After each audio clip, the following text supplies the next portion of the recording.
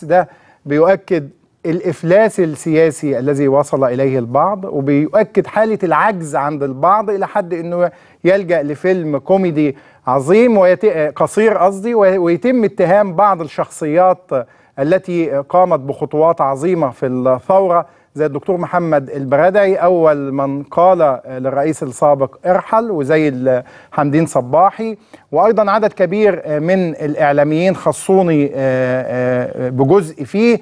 أنا وزميلي إبراهيم عيسى مسمينه عيسى أبو حمالات. والعيب مش في الحمالات، العيب في من يحملون الآثام ويحملون هذه الأفكار اللي هتشوفوها في الفيلم. فيلم نجح أبو جهل في تجنيدنا، وأنا أعتقد أن أنا بعد الحلقة هبقى عندي ميعاد معاه، لأنه يجندنا ضد الإخوان المسلمين الذين يمثلون الصحابة، صحابة رسول الله صلى الله عليه وسلم. بني فلول فيلم يكشف حالة الإفلاس السياسي وحالة العجز السياسي والحالة اللي بتعيشها مصر. الخوف مش في أخوانة الدولة، الخوف من أخوانة الثورة، اللي هو إذا أنت ضد الإخوان يبقى مالكش علاقة بالثورة، تبقى أنت فلول. هو ده الخطر، أخوانة الثورة بعد أخوانة الدولة، وتقسيم مصر إلى فسطاطين، إيمان وكفر، فلول وإخوان.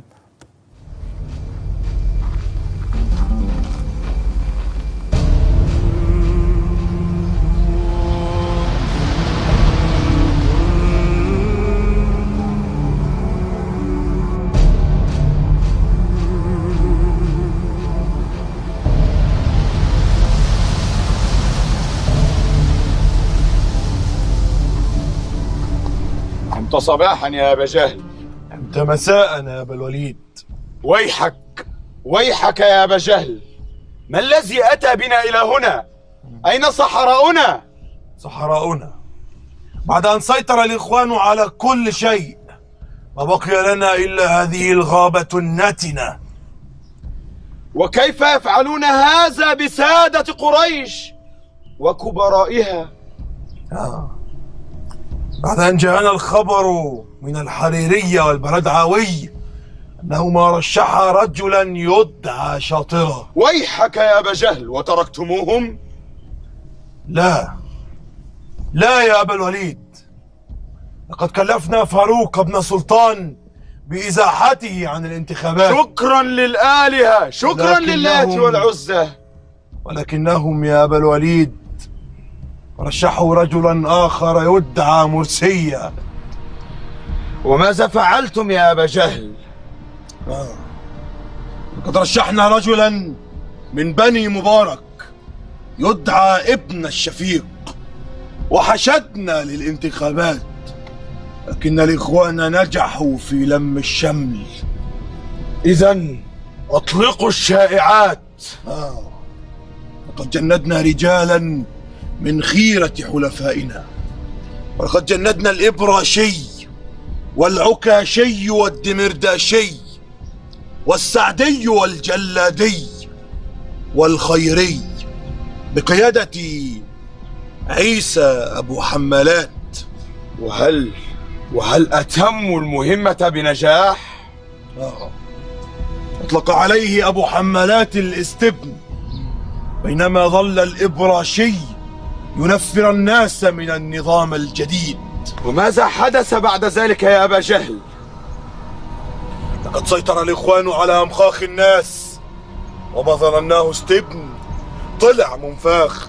لقد نفخنا يا أبا الوليد. إذن فهل لنا حلفاء يسقطونهم بعد أن أطاحوا بالعسكر؟ نعم لدينا حلفاء، لدينا حمدين الصباحي وأبو حامد الخرطوشي وعادل بن حموضة وعمرو بن حمضاوي ووحيد بن حامد. ويحك يا أبا جهل، تبا لقد أضاعتكم الحموضة. يا عبد ائتنا بالشراب. أمر مولاي. وماذا نفعل وقد انفضح أمر أبو حمالات ومن معه؟ لقد انفضح أمرهم بين سائر القبائل يا أبا الوليد. قل لي، وكيف حال الدجال عمرو كديب وامرأته خميس؟ عمرو كديب إنهما على العهد، وما زالوا يضحون من أجل الآلهة. وأين الفلول إذن يا أبا جهل؟ الفلول بعضهم يقطعون المياه والنور، والبعض الآخر يحاول سد المجاري، ولكن المرسي كان ماكرا واتخذ طريق هشام بن قنديل. فهل سيسود الإخوان إذن؟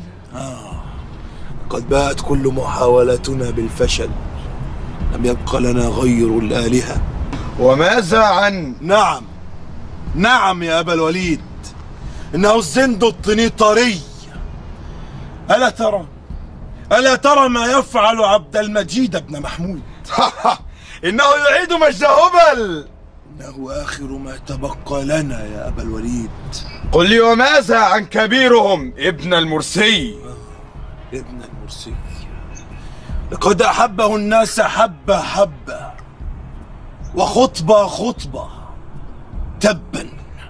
تبا لقد تأخونت الدولة. نعم تأخونت الدولة. بل تأرشدت الدولة. نعم تأرشدت الدولة.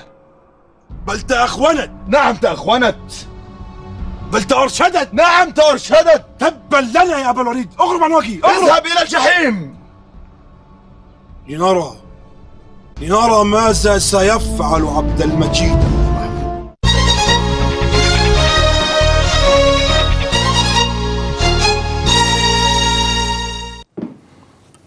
ده المستوى الذي وصل إليه الفشل السياسي عند البعض والإفلاس السياسي عند البعض، وهو تقسيم مصر لفسطاطين، فسطاط الإيمان وفسطاط الكفر. إذا أنت ضد الإخوان فأنت كافر مع أبو جهل، وإذا أنت مع الإخوان فأنت مع الصحابة، صحابة رسول الله صلى الله عليه وسلم، وإذا أنت ضد الإخوان يبقى أنت فلول. مع أننا نعرف من هم الذين عقدوا صفقات مع السلطة ومع النظام قبل الثورة، وإحنا في مهنة الحقيقة معلنة سواء صحفيا أو سياسيا، مواقفنا كلنا مكشوفة.